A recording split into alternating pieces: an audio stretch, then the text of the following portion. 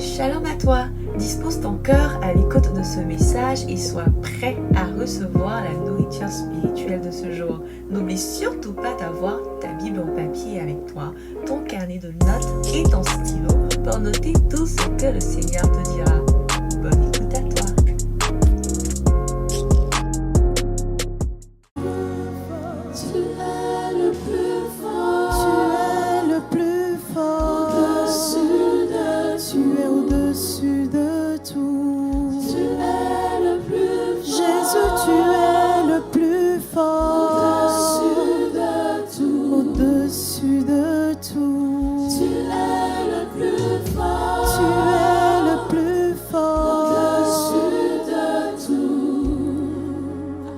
Assurément que tu es le plus fort et tu es au-dessus de tout.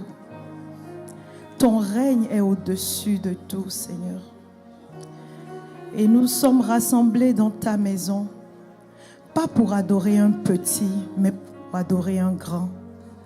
Pour adorer le plus fort que tu es, pour adorer le plus grand que tu es, pour adorer le plus redoutable que tu es. Qui aurait quitté sa maison pour venir en ce lieu adorer un petit Dieu? C'est pour cela que tu es le Dieu au-dessus de tous les dieux. Tu es la puissance au-dessus de toutes les puissances. Ah, quel Dieu est comme toi, il n'y en a pas. Et ce matin, dans ta présence, nous jetons nos couronnes et nous t'adorons. Nous jetons nos couronnes et nous répandons nos cœurs devant toi, devant ta face. Et ce matin, nous nous prosternons devant ta sainteté, devant ta grandeur, devant ta puissance. Nous nous joignons à la cour céleste. Nous enlevons nos couronnes. Nous les jetons devant le roi des rois, le Seigneur des seigneurs, le Saint béni soit-il. Oh Jésus! Est-ce que quelqu'un veut jeter sa couronne ce matin? Est-ce que quelqu'un veut abandonner son titre ce matin et reconnaître qu'en ces lieux, il n'y a qu'un seul Dieu, celui-là qui a tout créé, celui par qui nous subsistons, celui par qui nous vivons, celui par qui nous avons le mouvement et l'être, celui qui, s'il n'avait pas voulu ce matin, vous et moi ne serions pas là, celui-là même qui a voulu réconcilier l'humanité avec lui-même en se sacrifiant sur la croix du calvaire. Celui-là qui nous purifie par son sang. Oh, celui-là qui est avec nous par son esprit, qui nous guide jour après jour et qui nous a promis revenir nous chercher. Oh, celui-là qui nous tire vers lui. Celui-là qui veut plus d'intimité. Il veut plus de notre présence dans sa présence. Il veut plus de nous.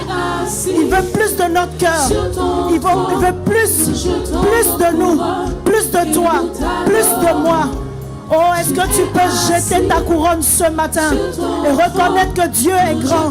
Reconnaître que Dieu est grand.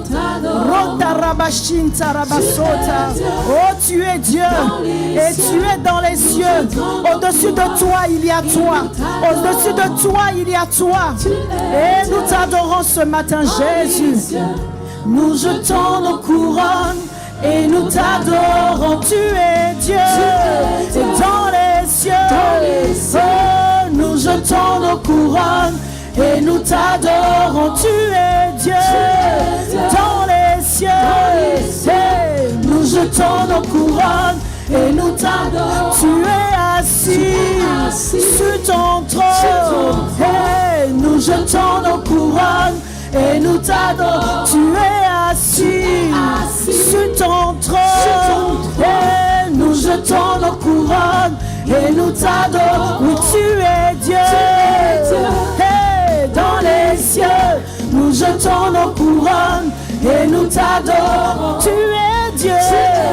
Dans les cieux, nous jetons nos couronnes et nous t'adorons. Tu es assis sur ton trône. Et nous jetons nos couronnes et nous t'adorons. Nous jetons nos couronnes et nous t'adorons. Nous sommes là, Seigneur, ce matin pour toi. Et nous refusons de donner gloire et adoration à toute autre personne qu'à toi, Seigneur Jésus. Nous sommes dans ta présence en ce jour parce que nous savons que nous avons tout dans ta présence. Nous avons ta plénitude. Dans ta présence, nous sommes rassurés. Dans ta présence, nous sommes restaurés. Dans ta présence, nous sommes fortifiés. Dans ta présence, nous avons de l'espérance. Dans ta présence, nous sommes transformés. Qui a la capacité et le pouvoir de transformer des cœurs? Si ce n'est toi, Yahweh. Qui a le pouvoir et la capacité de pardonner? Si ce n'est toi, Yahweh. Et devant toi ce matin, nous nous prosternons. Devant ta sainteté, nous nous courbons. Toi seul mérites notre adoration. Tu es Dieu, tu es dans les cieux. Et tu règnes sur tout, tu règnes sur tout, tu règnes sur tout. Oh, tu es Dieu, et tu es dans les cieux. Tu es élevé au-dessus de tout, au-dessus de nos problèmes, au-dessus de nos maladies, au-dessus de nos infimités, au-dessus de tout. Tu es élevé, au-dessus de tout, au-dessus de tout. Qu'est le cancer devant toi? Qu'est-ce que le cancer devant toi? Qu'est-ce que le diabète devant toi? Qu'est-ce que l'hypertension devant toi? Qu'est-ce que le chômage devant toi? Qu'est-ce que la situation d'un foyer brisé devant toi? Oh, nous t'adorons, nous t'adorons, nous t'adorons. Oh papa, nous t'adorons. Ramachente rebabosa, Rika machanta rabasota rabakinta. Rendereboso tarabayanda ramaye rima mama mama mama mama shantarababosa rabakata renterebosa rimbada bossa tarababosa oh rama mama mama mama shintarabasa tababosa. Tu es Dieu. Reçois notre adoration. Reçois l'adoration de nos cœurs, Seigneur, la louange de nos lèvres. Pour ce que tu es, et tu es notre Dieu. Tu n'es pas seulement notre Dieu, mais tu es aussi notre Père, et tu prends soin de nous. Tu es un papa responsable. Tu n'es pas seulement un père, mais tu es aussi un sauveur. Tu es un rédempteur, tu es un pourvoyeur, tu es un guérisseur, et tu guéris ce matin une multitude. Tu réconfortes ce matin une multitude. Tu donnes de l'espérance et de l'avenir à une multitude. Oh Jésus, nous t'adorons. Oh, nous t'adorons, nous t'adorons, nous t'adorons. Nous jetons nos couronnes et nous t'adorons. Et nous t'acclamons. Nous jetons nos couronnes et nous t'acclamons. Et nous t'acclamons. Et nous t'acclamons. Et nous t'acclamons.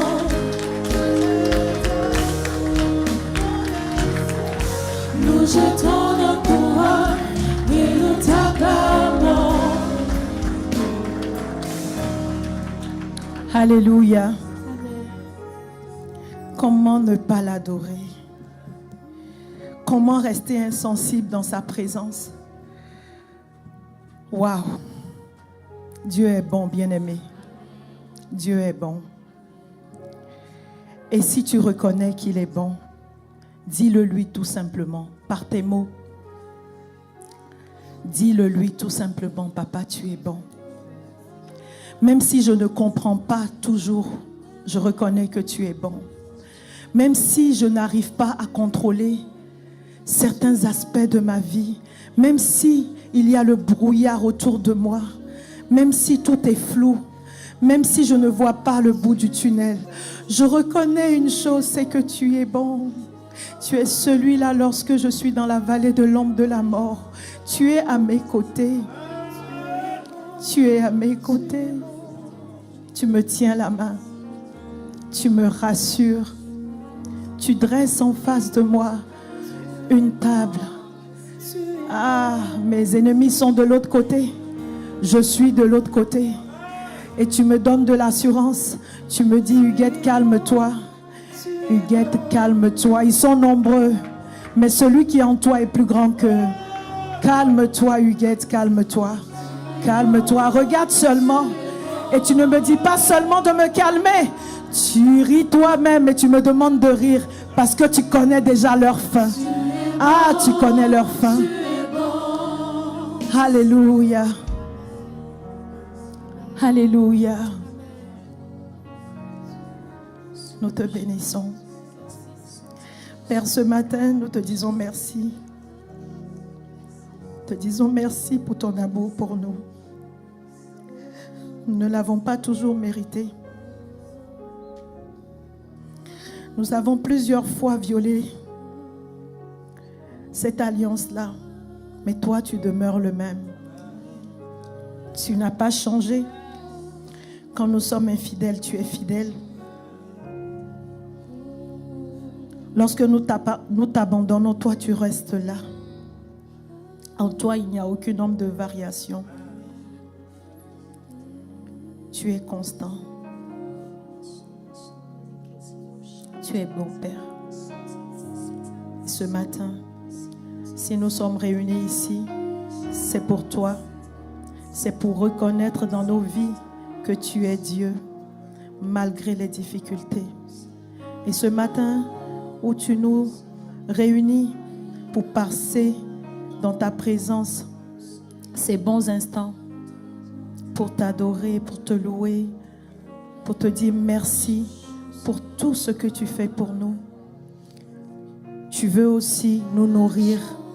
Tu veux nourrir notre âme ce matin. Tu veux nourrir notre esprit par ta parole. Prends le contrôle de ces instants. Saint-Esprit, je ne sais pas parler, je ne sais pas enseigner. Je m'abandonne complètement à toi. Je dépends de toi, Seigneur. Je suis juste un canal. Parle-moi, parle à ton peuple, parle à tes enfants et transforme-nous pour ta gloire.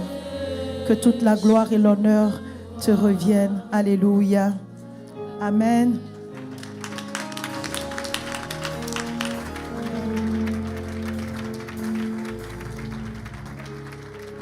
Amen. Est-ce qu'un bien-aimé veut se tenir debout? Quand le roi est assis, on ne reste pas assis. La seule personne qui a le droit d'être assis, c'est le roi des rois. Nous sommes debout, nous l'ovationnons, nous l'acclamons. Alléluia. Voilà. Amen. Amen. Merci beaucoup. Que Dieu vous bénisse abondamment. Vous pouvez regagner vos places. Je vais inviter le peuple de Dieu à s'asseoir aussi dans sa présence.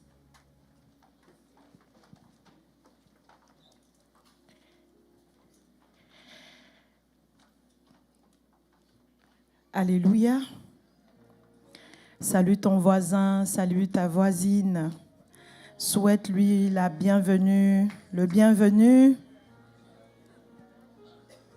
Demande-lui son nom si tu ne connais pas son nom. On ne sait jamais, hein? On ne sait jamais. Il ne faut pas serrer ton visage, hein, ma soeur. Le frère qui est à côté, là, tu ne sais jamais. Ah, tu ne sais pas si c'est dans le sourire qui va t'identifier, va dire, ah, le sourire de ma future femme, là, ça ressemble à ça. Donc, il faut sourire, il ne faut pas serrer son visage. Amen. Alors, vous n'êtes pas sans savoir que nous sommes dans la saison du ciel ouvert. Depuis le début de cette année, notre père spirituel, Pasteur Sanogo, a décrété cette année 2025 comme étant l'année du ciel ouvert. Amen. Et lorsque le ciel est ouvert, qu'est-ce qui en tombe? La pluie. Et que symbolise la pluie? La bénédiction, n'est-ce pas? Ok. Mais du ciel, il ne tombe pas que la pluie. Hein? Au Canada, on a pu encore l'expérimenter ce matin. En Afrique, on peut parler de pluie. Mais au Canada, il tombe beaucoup de choses. En plus de la pluie, nous avons la neige, nous avons du verglas, nous avons de la grêle, nous avons du grésil. Et la bénédiction peut tomber sous plusieurs formes.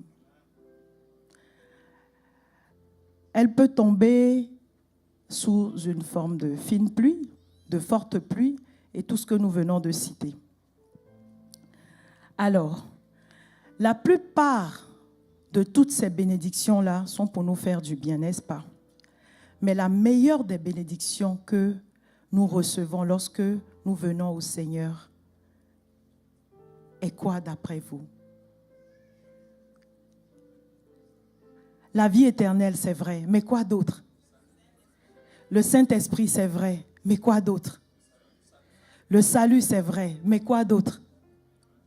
C'est Jésus. Oh! C'est Jésus. Et la bénédiction ne se limite pas seulement à recevoir Jésus dans notre vie. Amen. Elle ne se limite pas seulement à naître de nouveau. La bénédiction n'est pas Jésus, une fois que j'ai dit que j'ai donné ma vie à Jésus, la croisière s'amuse. Donc je peux faire ce que je veux. Je peux marcher comme je veux. Non. Cette bénédiction est accompagnée d'un mode d'emploi. C'est un peu comme, je ne sais pas, un appareil que vous achetez qui vous plaît, mais vous ne savez pas comment l'utiliser. Donc, pour l'utiliser, il faut bien lire les instructions, n'est-ce pas? C'est aussi comme un médicament qu'on te donne. Si, par exemple, tu as mal à la tête, que tu vas à la pharmacie, tu achètes du Tylenol, mais il faut connaître la posologie. Il faut savoir comment prendre ce médicament-là pour que son efficacité puisse se manifester à travers le mal que tu traverses, n'est-ce pas? Alors, depuis le début de l'année, il est question de ciel ouvert. Mais quand le ciel est ouvert, que tu vois de belles choses, est-ce que tu as juste envie de rester là et de contempler? Tu as envie de t'en approcher, n'est-ce pas? Et le ciel n'est pas seulement ouvert pour que nous recevons la pluie, pour que nous recevons la bénédiction, mais Dieu veut que nous nous rapprochions davantage de cette bénédiction-là. Dieu veut que nous nous rapprochions davantage de Christ. Il veut que nous nous rapprochions davantage de lui. Et vous savez, depuis la création du monde, Dieu a toujours voulu une certaine intimité avec l'homme. Dans le jardin d'Éden, il pouvait lui parler, il pouvait échanger avec lui, passer du temps avec lui, passer du bon temps avec lui. Mais cette présence-là, nous l'avons perdue lorsque le péché a fait son introduction, n'est-ce pas? Mais Dieu, par amour pour nous, ne s'est pas limité. Il ne s'est pas limité à nous voir périr. Il ne voulait pas que nous périssions parce qu'il nous aimait trop. Il aimait trop l'homme. Donc, il ne pouvait pas supporter de voir l'homme périr comme ça. Dans un premier temps, il a cherché le moyen de le rapprocher davantage de lui, en passant par le sacrifice des animaux. À un moment donné, le sacrifice des animaux ne suffisait plus. Donc, il fallait qu'il trouve un autre moyen.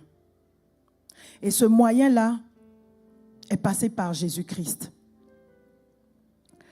Alors, lorsque Jésus a donné sa vie pour nous, il nous a réconciliés avec le Père.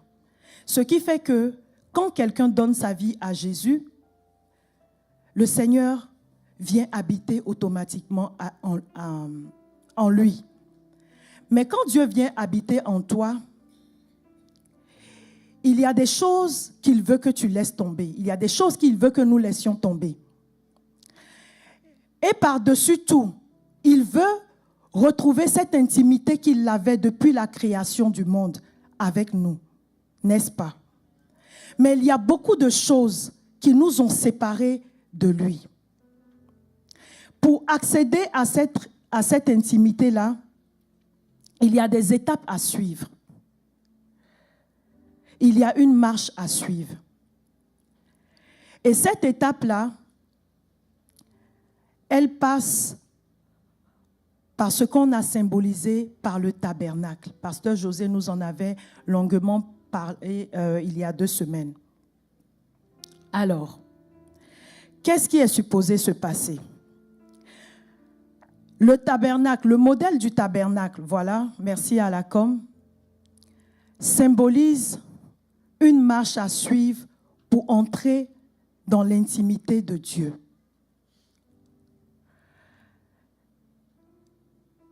Nous avons, à travers le modèle qui s'affiche sur l'écran, le parvis. Donc, dans le parvis, vous avez des moutons, il y a du feu, il y a du sable. En tout cas, il y a beaucoup de choses.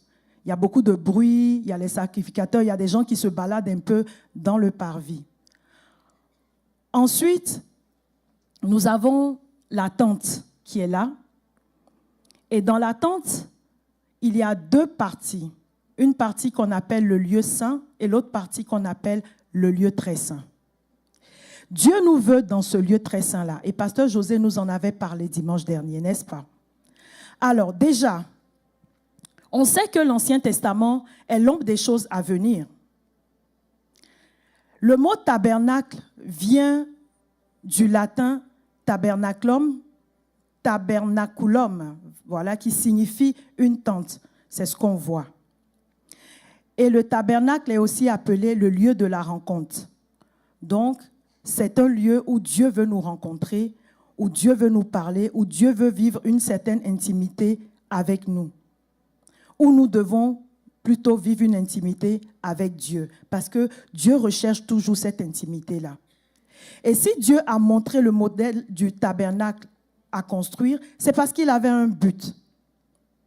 Et le tabernacle, je vous ai dit tout à l'heure qu'il est composé de 3 parties, le parvis, le lieu saint et le lieu très saint. Déjà, pasteur José nous avait expliqué que il y a quelqu'un qui a voulu à un moment donné construire un temple à Dieu, n'est-ce pas?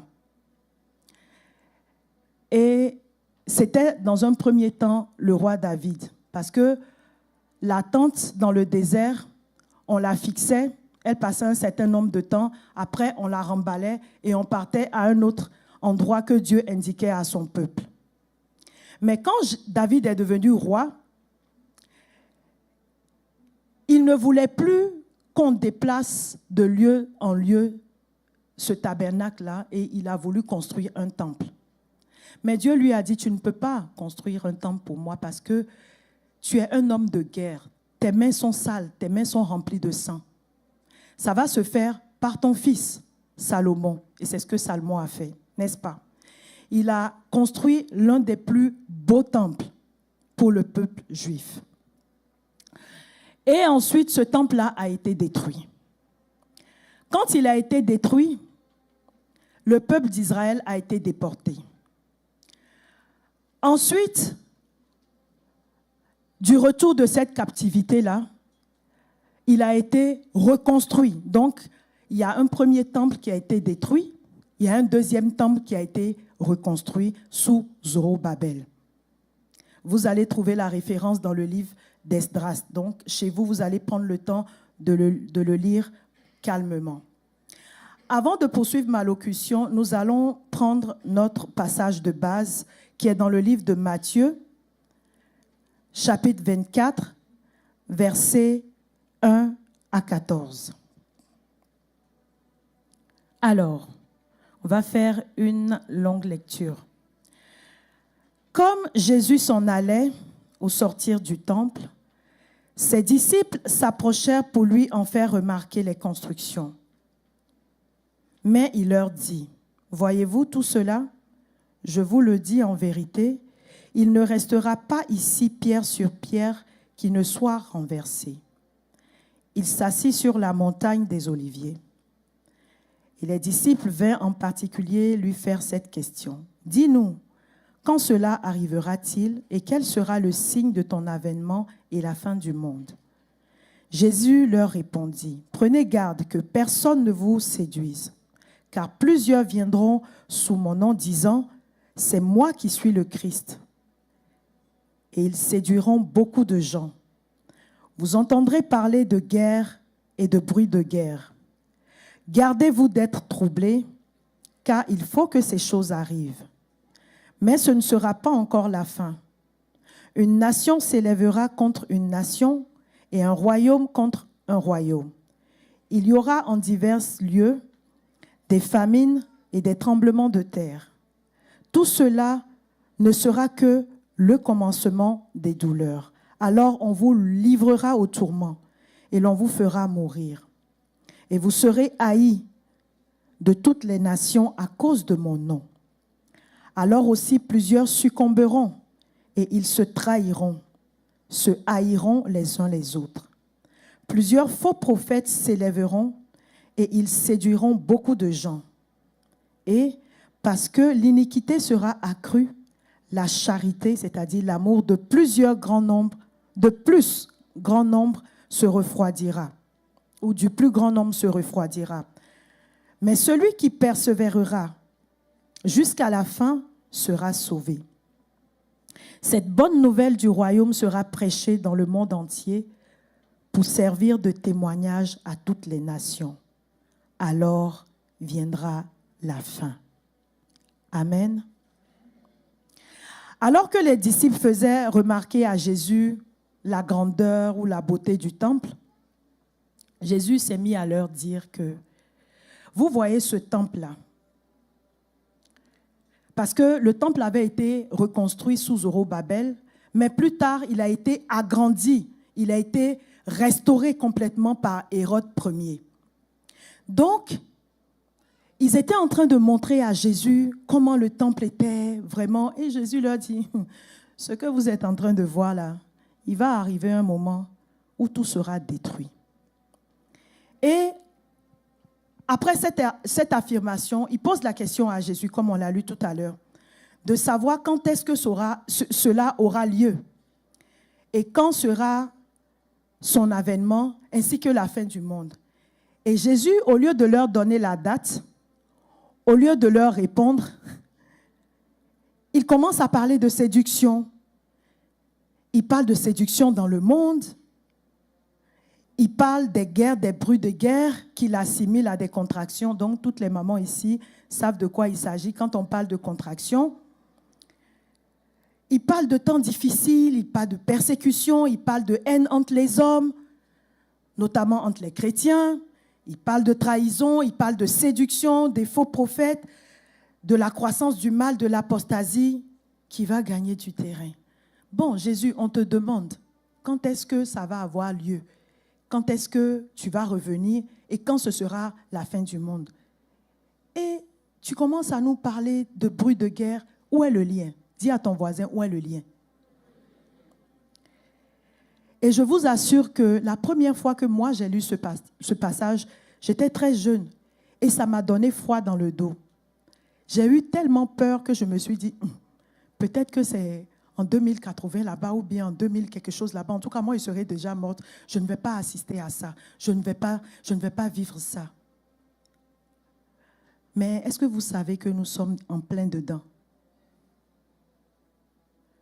Ce que je croyais pouvoir fuir, je suis en train de le vivre, ou nous sommes en train de le vivre en ce moment. Ça passe inaperçu. On a l'impression que rien ne se passe, mais il y a beaucoup de mouvements autour de nous. Si nous prenons le temps de méditer notre Bible au quotidien, nous allons réaliser que la Bible est plus actuelle que les journaux, que le journal télévisé. Alors Jésus commence à parler de tout ça. Et malgré toute la frayeur contenue dans ce passage, il nous dit quelque chose, que celui qui va persévérer jusqu'à la fin sera sauvé.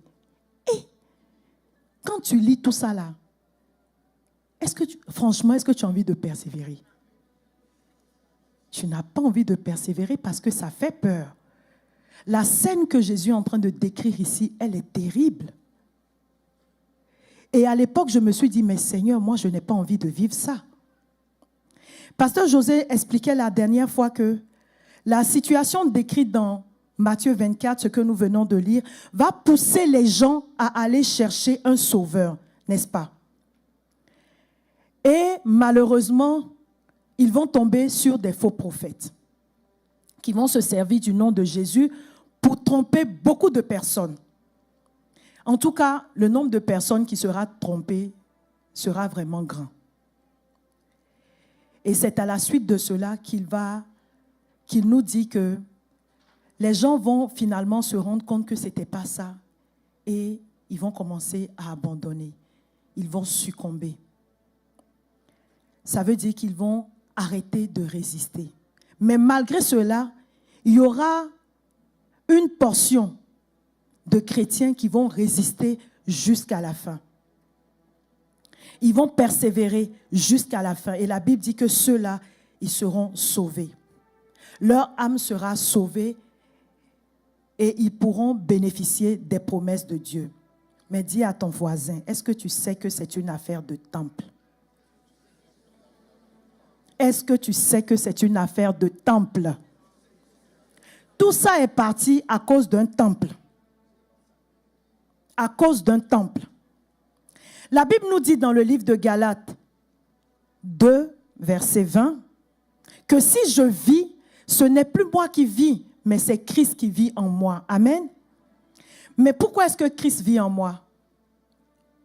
On va trouver la réponse dans 1 Corinthiens 6, verset 19, où la Bible nous dit que « Ne savez-vous pas que votre corps est le temple du Saint-Esprit qui est en vous, que vous avez reçu de Dieu et que vous ne vous appartenez point à vous-même? » Dis à ton voisin, c'est une question de temple.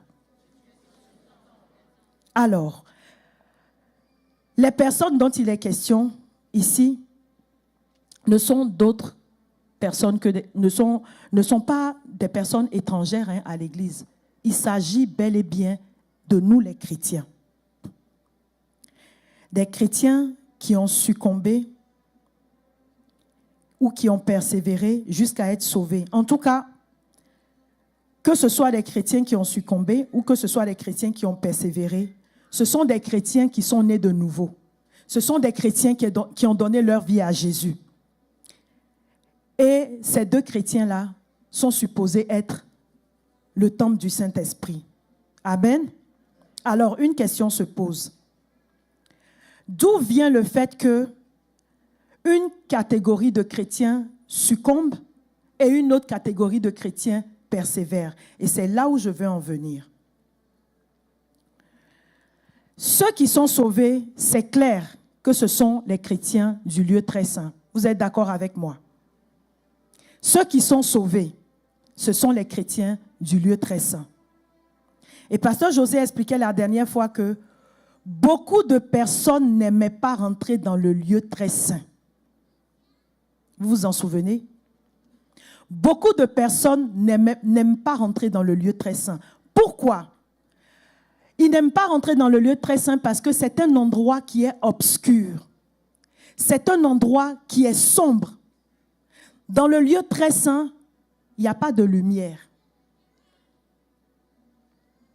Et si tu es dans un environnement où tu n'as pas de lumière, pour te déplacer, qu'est-ce que tu fais? Tu commences à tâtonner. Tu as besoin d'aide. Tu as besoin qu'on te guide. Pousse un peu vers la gauche. Non, recule d'un pas. Avance de 2 pas. Va à gauche. Reviens un peu vers la droite. Avance. Arrête-toi. Tu as besoin d'être assisté, n'est-ce pas? Alors, dans le lieu très saint, nos yeux physiques ne voient pas. Nous abandonnons nos yeux physiques pour regarder avec les yeux du Saint-Esprit, pour voir comme le Saint-Esprit. Dans le lieu très saint, on peut mourir. Parce que vous savez, quand le sacrificateur entrait dans le lieu très saint, il n'entrait pas pour lui. Il entrait pour le peuple. Et quand il entrait, on lui attachait une corde à la taille et il rentrait. Il devait faire un certain nombre de temps.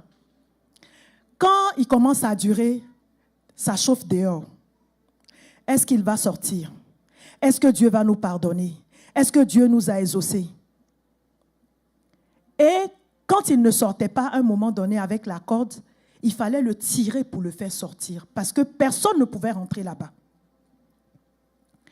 Donc, la plupart du temps, on n'aime pas arriver au lieu très saint parce que là-bas, il y a la mort. C'est un lieu où on ne fait pas sa volonté, mais on fait la volonté de Dieu.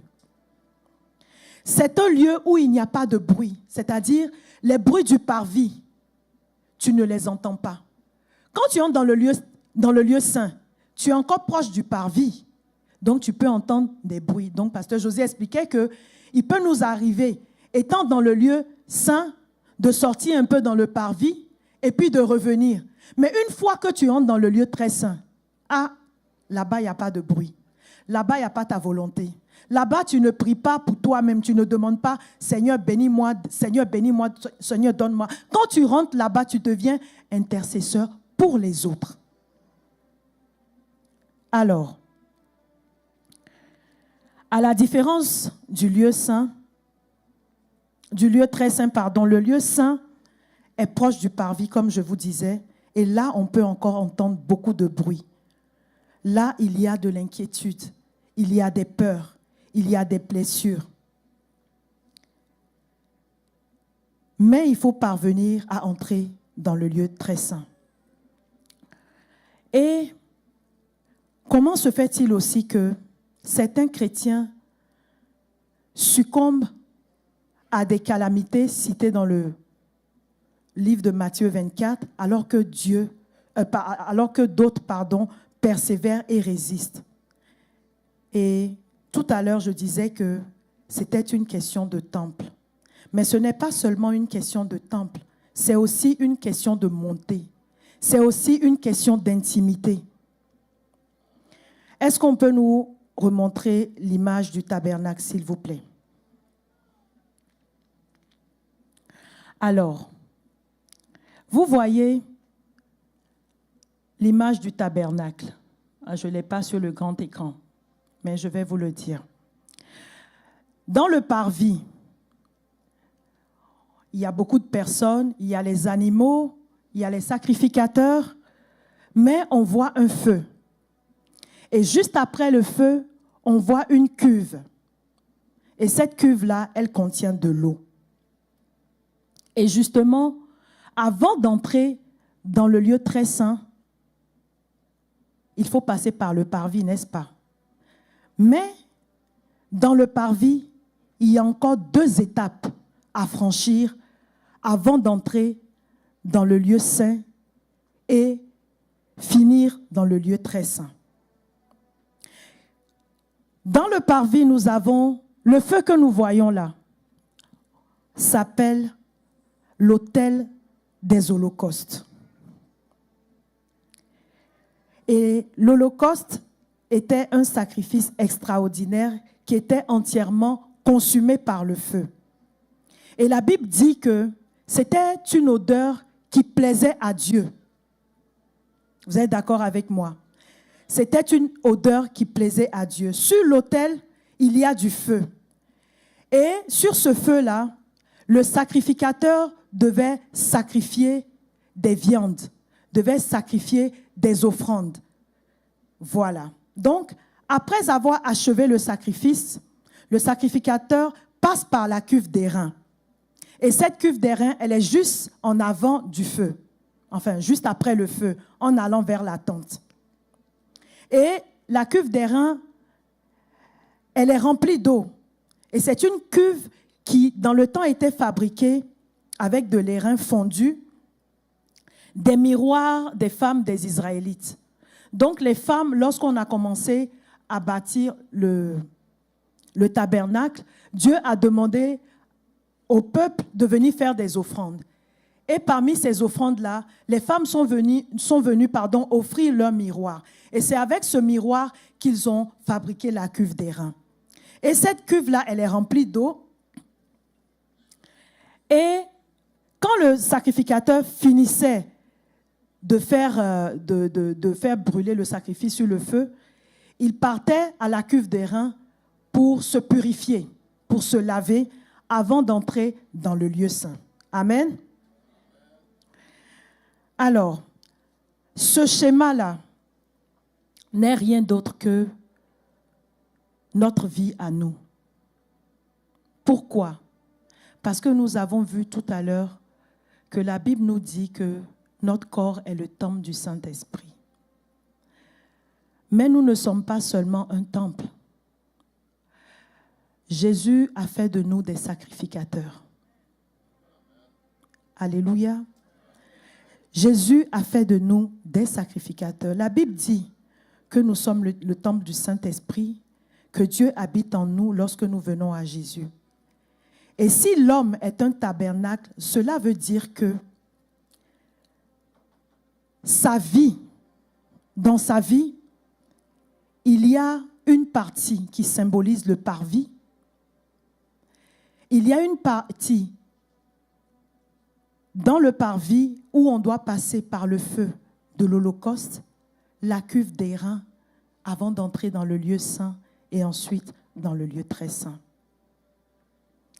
Le parvis symbolise le chrétien charnel. Est-ce que vous êtes avec moi? Le parvis symbolise le chrétien charnel. Le chrétien qui a donné sa vie à Jésus, mais qui est toujours attaché au monde. Si je fais ici un appel, je dis qui veut donner sa vie à Jésus, et qu'il y a certaines personnes qui se lèvent et qui disent « Moi, aujourd'hui, je veux donner ma vie à Jésus », la marche ne va pas s'arrêter là. Le chapitre ne sera pas clos. Il va falloir faire un travail. Et ce travail-là commence sur l'autel des sacrifices. Et sur l'autel des sacrifices, on vient sacrifier tout ce à quoi on est attaché. Sur l'autel des sacrifices, tu viens sacrifier ta vaine manière de vivre. Tout ce que tu faisais dans le monde. Si tu étais attaché au mensonge, tu viens sur l'autel de sacrifice, tu dis à partir d'aujourd'hui, là, je laisse le mensonge, je ne mens plus. À partir d'aujourd'hui, je ne vais plus voler, je ne vais plus tromper. Je ne vais plus vivre l'impudicité. Je ne vais plus vivre dans l'adultère. J'enlève tous mes habits souillés, je les dépose là. Afin que le feu de Dieu consume tout cela en moi. Et vous savez, sur l'autel des sacrifices là, on dit qu'il y a le feu, non? Est-ce que quand on s'approche du feu, c'est doux? Ça fait quoi? Ça brûle. Sur l'autel des sacrifices, on vient déposer tous nos péchés, tout ce qui nous définissait, tout ce à quoi on était attaché. Quand tu arrives là, si tu vivais dans l'impudicité, tu déposes l'impudicité là. Même si ton chum t'appelle à 22 heures et qu'il commence à te dire des mots qui vont t'entraîner dans le péché, tu dis, mon frère, je viens de donner ma vie à Jésus. Je ne veux plus souiller mon corps à travers des paroles bizarres. Ce chapitre-là, on peut le continuer plus tard quand on sera marié. Mais là, on n'est pas encore légalement marié. Donc, je ne veux plus me souiller. Alléluia. Qui est d'accord avec moi? Quand on est rendu là, on ne flotte plus. Un petit bisou, et puis ça devient autre chose. On commence à chauffer des plaques pour cuisiner alors que tu n'es pas cuisinier. Pour avoir le titre de cuisinier, il faut aller à l'école. Tu chauffes la plaque, tu mets la marmite au feu. Tu veux cuire quoi? Quand on arrive là-bas, il n'y a plus de bisous. On se serre la main. Il y a une image qu'une de mes filles m'a envoyée une fois. Le frère est ici, la sœur est là-bas et puis on se salue comme ça. C'est exagéré, mais c'est ce qu'il faut faire. il faut fuir l'impudicité. Sur l'autel des holocaustes, les petits habits sexy que nos sœurs aiment porter, se plaquer comme chewing-gum Tarzan. Bon, ok, tout le monde ne comprend pas cette expression ici. Les plaquemans, c'est-à-dire, tu es plaqué jusqu'à tu marches comme ça, on ne sait pas si tu vas tomber, on ne sait pas. Les habits qu'on coud et qu'on vend dans les magasins, comme si le tailleur n'avait plus de tissu, tu ne les portes plus. Dis Amen. Ah, vous voyez les sœurs, les frères sont d'accord avec moi. Tu ne portes plus les morceaux de tissu pour venir à l'église, pour déranger les frères. Ah, voilà quelqu'un qui est délivré là-bas. Quand tu vas dans le magasin, tu regardes l'habit. Quand tu portes, ça arrive ici. Tu dis, bon, quand ça arrive ici, ça veut dire que je dois mettre un pantalon en bas. Tu ne portes plus un demi-habit pour venir t'asseoir à côté d'un frère qui veut gagner le ciel, mais à cause de toi, il ne peut pas se concentrer sur le message. Et puis quand tu t'assois, c'est toi qui n'arrêtes pas de croiser tes pieds. Quand tu croises ici, tu enlèves ici, tu croises ici, tu enlèves ici, tu croises ici. Le frère est déconcentré. Ils ont dit, ça les fatigue les sœurs. Ça les fatigue. Vous les fatiguez. Arrêtez de les fatiguer. Eux, ils veulent aller au ciel. Ils veulent le ciel. Arrêtons d'être des pierres d'achoppement. Les décolletés qui arrivent jusqu'ici, quand tu t'abaisses, on voit tout. On dirait ça va tomber, hein? Ça va tomber, ça va tomber.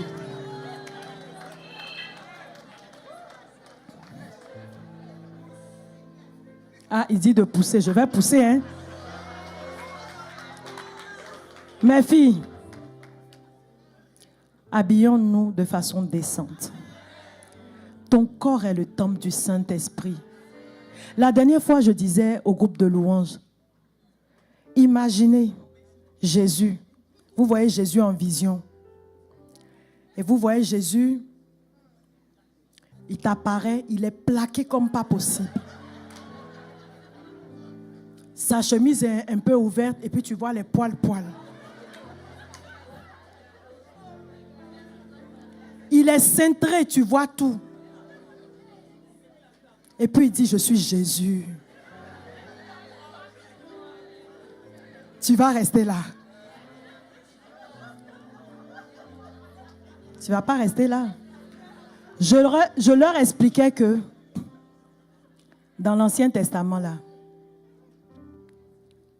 le sacrificateur, Dieu a décrit le caleçon. Ah, voilà l'image. Voilà. Le sacrificateur, Dieu a dit que les fils d'Aaron, là, on va leur coudre des caleçons qui arrivent jusque là. Caleçon. Si le sacrificateur, son caleçon doit arriver là, pourquoi toi ta robe arrive ici? Question. Ton corps est le temple du Saint-Esprit. Tu n'as pas besoin d'exposer tes parties pour gagner un mari. Le mari, c'est Dieu qui donne.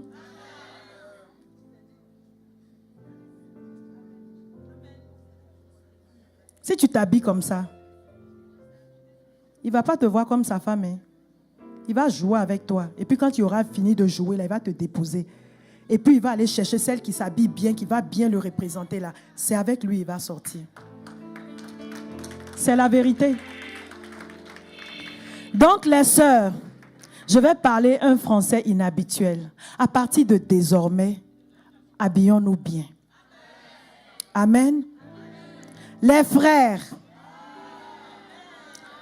il y a de nouveaux pantalons qui sont à la mode. C'est serré jusqu'en... Hey! Avant, nos papas portaient des débardeurs. Aujourd'hui, là, on ne porte plus les débardeurs. Hein? On laisse la poitrine, ou bien, je ne sais pas, on est plaqué, on veut voir... Bon, en tout cas, ceux qui ont les tablettes de Nutella, ils n'aiment pas faire trop ça. C'est ceux qui ont les tablettes de chocolat qui aiment exposer. Tes tablettes de chocolat, là, garde ça pour toi. Si on veut manger chocolat, il y a ça à Jean Coutu. Alors, c'est ce qui se passe sur l'autel des holocaustes. On dépose là-bas tous nos péchés mignons. Il y a des péchés même, on dit qu'ils sont mignons. On les dépose là-bas. Le chrétien du parvis a tendance à plus écouter la voix du dehors que la voix du Seigneur. Ah, j'ai donné ma vie à Jésus, mais ça fait quoi si je m'habille comme ça? Ça fait quoi si je fais ça? Ça fait quoi? Ça fait quoi? C'est mon corps? C'est ton corps. Quand tu viens à Jésus, ton corps ne t'appartient plus. Parce que Dieu veut faire de grandes choses avec toi. Alléluia. Le chrétien du parvis est distrait. Il déambule. D'ailleurs, il est proche de la clôture. Ça veut dire que quand ça tourne mal, il a la capacité d'aller voir un peu dehors. Et puis quand ça chauffe dedans, il revient, Seigneur, pardonne-moi, je te demande pardon, je te demande pardon. Et puis après, il se rapproche de la clôture. Mais Dieu nous veut dans son intimité. Si on veut atteindre l'intimité de Dieu, il faut passer par l'autel des holocaustes. Et là, quand on se laisse complètement consumer, la Bible dit que c'est une odeur qui plaît à Dieu. Quand Dieu réalise que tu ne mens plus, tu ne voles plus, tu ne triches plus, tu t'habilles décemment, tu es correct, tu marches de façon droite, ça lui plaît. Son cœur est réjoui. Mais ce n'est pas encore terminé. Parce qu'il faut que tu passes par la cuve d'airain. Et la cuve d'airain, à la cuve d'airain, qu'est-ce qui se passe là-bas à la cuve d'airain? Demande à ton voisin, qu'est-ce qui se passe à la cuve d'airain? Ah, il faut savoir que sur le feu de l'Holocauste, là, il ne faut pas cuire à moitié. Hein? Ceux qui ne sont pas morts à eux, ils ne sont pas morts à leur péché là.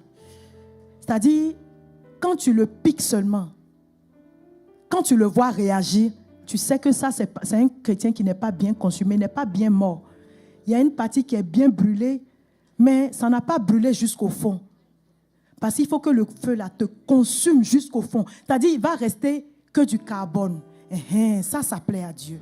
Maintenant, quand tu viens à la cuve d'airain, qu'est-ce qui se passe à la cuve d'airain? Dis à ton voisin, qu'est-ce qui se passe là-bas? Alors, à la cuve d'airain,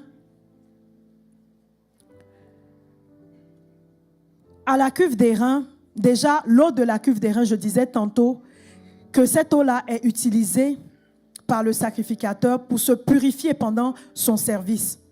Donc, à la cuve d'airain, tu as de l'eau dans une cuve et cette eau-là,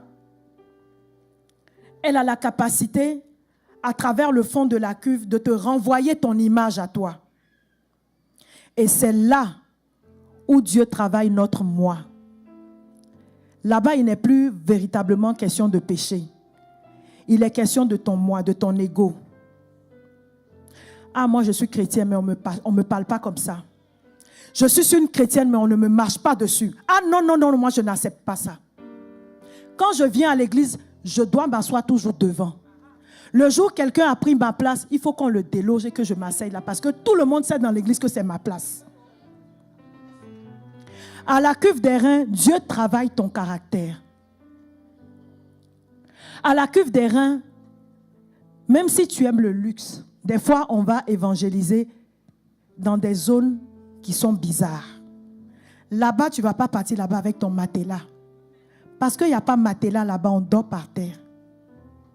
C'est là que Dieu va t'éprouver. Pour voir s'il ne reste pas un peu de chair dedans. C'est le moi. C'est la transformation du caractère. C'est là que Dieu tue notre moi. C'est là que Dieu nous brise. C'est là que si quelqu'un dans l'église te marche dessus, tu le regardes et puis tu dis, c'est pas grave. C'est là où on t'a doublé. Tu as envie d'appeler la police pour mettre le frère en prison, mais tu dis, c'est pas grave. Je vais prier pour lui. C'est parce qu'il ne connaît pas Jésus qu'il se comporte comme ça. c'est là que Dieu travaille notre caractère. C'est là que Dieu travaille notre moi. Et ce sont des chrétiens qui ont réussi à abandonner le péché, mais qui n'aiment pas toujours qu'on leur dise quoi faire, qui arrivent là. Alléluia. Mais Dieu ne nous veut pas à moitié. Dieu nous veut en entier. Dieu nous veut dans son intimité. Dieu veut faire un avec nous. Et cela nous prend de passer par l'autel d'Holocauste et la cuve d'airain avant d'entrer dans le lieu saint et ensuite dans le lieu très saint. Amen. Que le Seigneur nous aide dans notre marche avec lui. Le dernier passage qui va être affiché se trouve dans le livre de Luc, et je vais terminer avec ça. Toujours en parlant des chrétiens de la cuve d'airain. Alors la Bible nous dit que pendant qu'ils étaient en chemin, un homme lui dit, Seigneur, je te suivrai partout où tu iras. Jésus lui répondit, les renards ont des tanières et les oiseaux du ciel ont des nids, mais le Fils de l'homme n'a pas un lieu où il puisse reposer sa tête. Il dit à un autre, suis-moi. Et il répondit, Seigneur, permets-moi d'aller d'abord ensevelir mon Père. Mais Jésus lui dit, laisse les morts ensevelir leurs morts, et toi va annoncer le royaume de Dieu. Il dit à un autre, je te suivrai, Seigneur, mais permets-moi d'aller prendre congé de ceux de ma maison. Jésus lui répondit, quiconque met la main à la charrue et regarde en arrière n'est pas propre au royaume de Dieu. Amen. Celui qui a dit qu'il voulait aller enterrer son mort, est-ce que aller faire des funérailles, enterrer quelqu'un, c'est forcément quelque chose de mal? Non.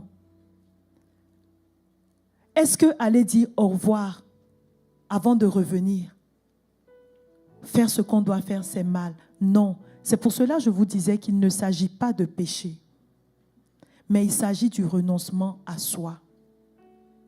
Il s'agit de notre luxe, il s'agit de notre confort. Est-ce que par moment on peut renoncer à nous-mêmes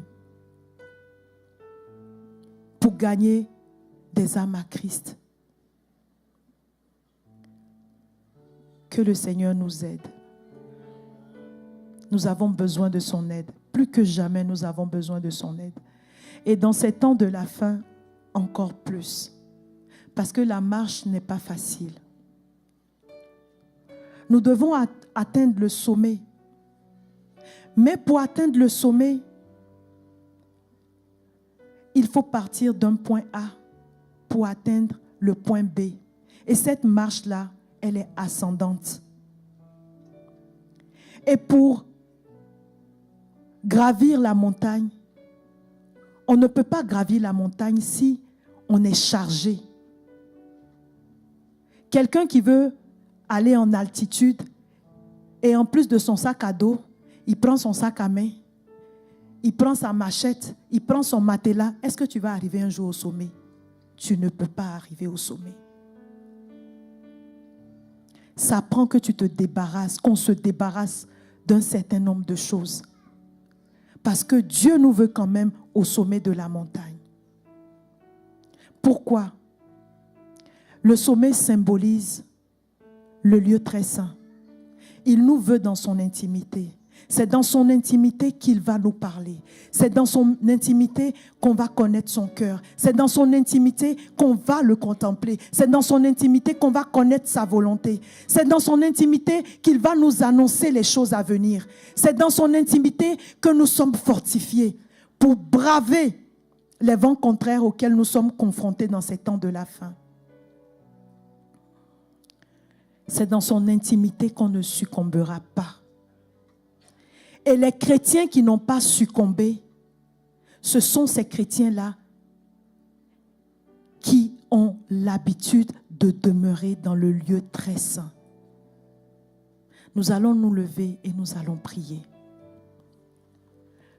Les temps sont mauvais. Les temps sont même très mauvais. Bien-aimé, Jésus revient bientôt.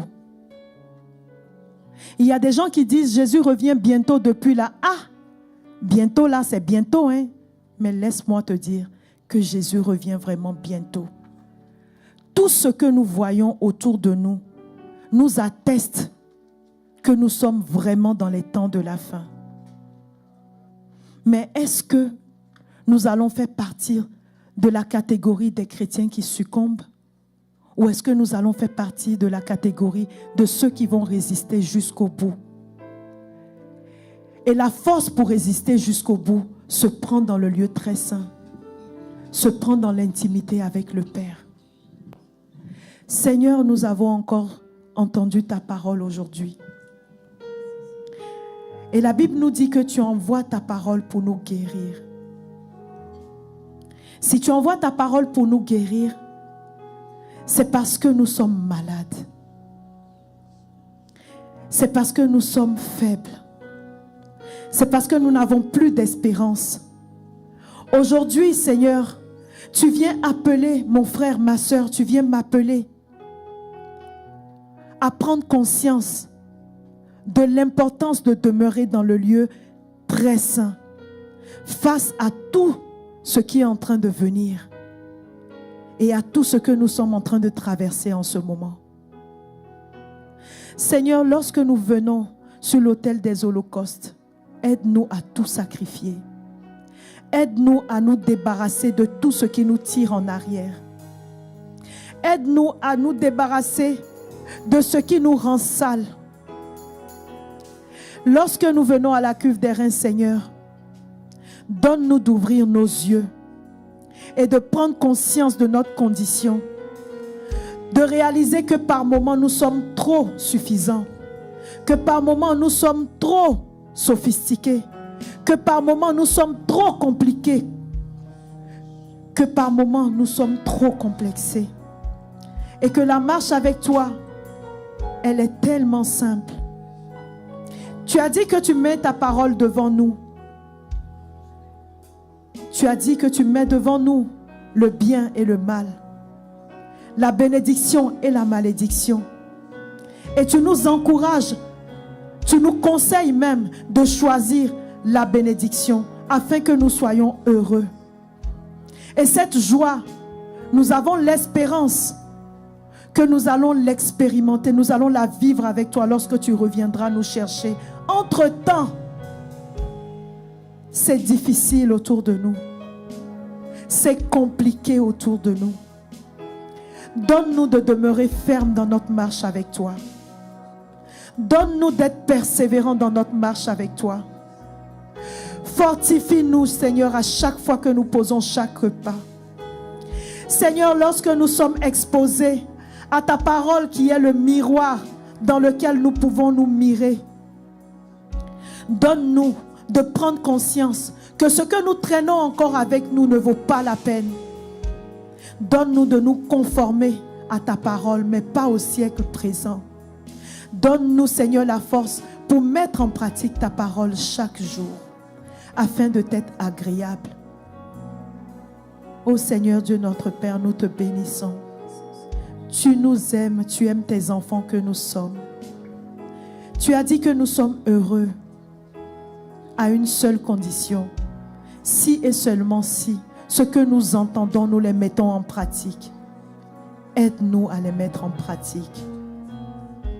Merci Seigneur. Dans le nom de Jésus. Amen. Alléluia. Est-ce qu'un bien-aimé veut acclamer le Seigneur? Gloire à Jésus. Merci Seigneur. Merci d'avoir écouté cette prédication. Si ce message t'a fait du bien, n'hésite pas à liker, commenter et à partager cette vidéo à tes proches. Abonne-toi à notre chaîne YouTube pour ne rien manquer des prochaines publications. Que Dieu te bénisse.